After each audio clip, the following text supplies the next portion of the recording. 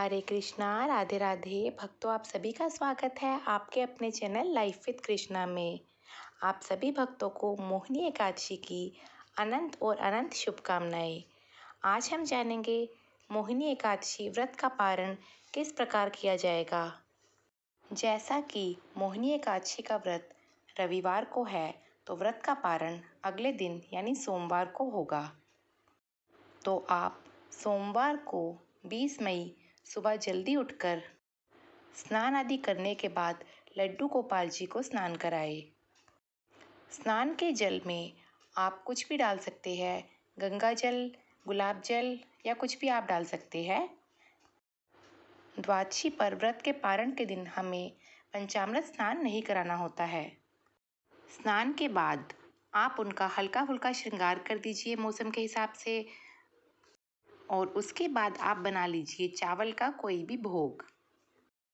भोग में आप चावल की खीर, पुलाव, दाल चावल, छोले चावल, कढ़ी चावल, मीठे चावल, किसी भी प्रकार के चावल बना सकते हैं।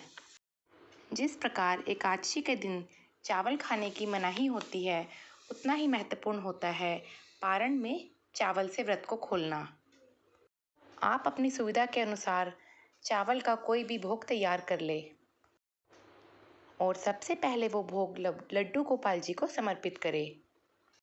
इसके बाद आप किसी ब्राह्मण को घर में बुलाकर वह भोग खिलाए। यदि ब्राह्मण को घर में बुलाना संभव नहीं है, तो आप किसी गरीब या ज़रूरतमंद को भी ये भोजन दे सकते हैं,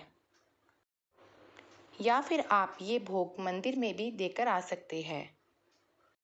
और यदि किसी कारण से अगर आप चावल का भोग नहीं बना पा रहे, तो आप सूखा सामान भी मंदिर में या ज़रूरतमंद व्यक्ति को दान में दे सकते हैं।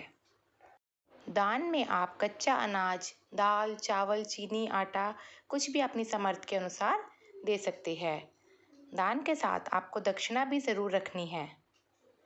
दान के लिए आपने जो भी भोग और सामान निकाला है, आप उसे मंदिर में अलग से रख सकते हैं, और जब भी आपको समय मिले तब आप उसे दे सकते हैं दान के लिए। क्योंकि व्रत के पारण का एक निश्चित समय होता है और उसी बीच हमें भोग बनाना भी होता है, लड्डू गोपाल जी को भी भोग लगाना होता है और स्नान आदि भी करना होता है, और साथ ही अपने व्रत का पारण भी करना होता है।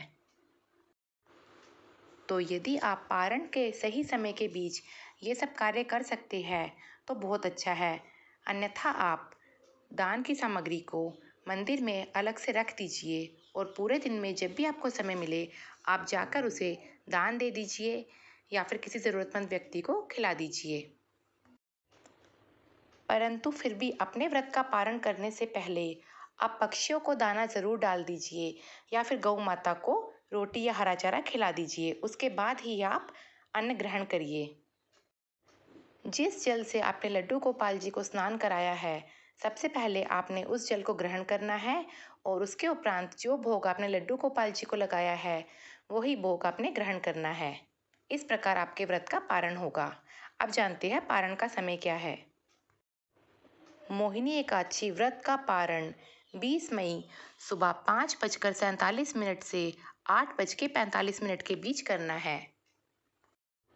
जैसा कि हम सभी जानते हैं, व्रत का पारण द्वादशी के दिन किया जाता है, परंतु उसके लिए भी एक निश्चित समय होता है और हमें अपना व्रत उसी समय के बीच खोलना होता है। व्रत का पारण सही समय पर करने से हमें व्रत का पूर्ण फल प्राप्त होता है। आप चाहे तो अपने व्रत का पूर्ण फल श्री हरि विष्णु के चरणों में समर्पित कर दे, या इस व्रत का पुण्य और आपकी कोई मनोकामना हो तो वो व्रत का पारण करने से पहले श्री हरि विष्णु से कहिए। तो इस प्रकार हमें व्रत का पारण एक निश्चित समय में ही करना होता है, और हमें पूरी कोशिश करनी चाहिए कि हम पारण चावल खाकर ही करें। आशा करती हूँ आपको ये जानकारी अच्छी लगी होगी। वीडियो पसंद आई हो तो चैनल को सब्सक्राइब कर दे, और इसी तरह की और वीडियोस के लिए चैनल से जुड़े रहिए। राधे राधे। जय श्री कृष्णा।